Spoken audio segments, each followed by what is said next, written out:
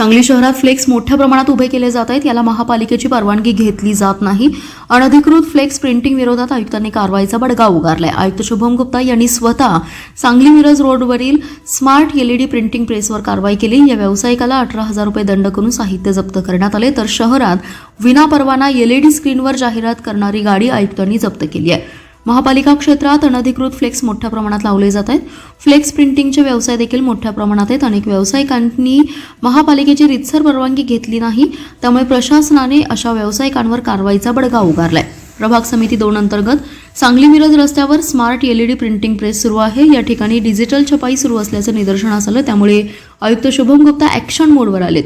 त्यांनी शनिवारी सांगली मिरज रोडवरील विनापरवाना तळघरामध्ये फ्लेक्स छपाई व्यावसायिकावर कारवाई केली. विनापरवाना हा व्यवसाय असल्याने 18,000 रुपये दंड आणि साहित्य जप्त केलंय.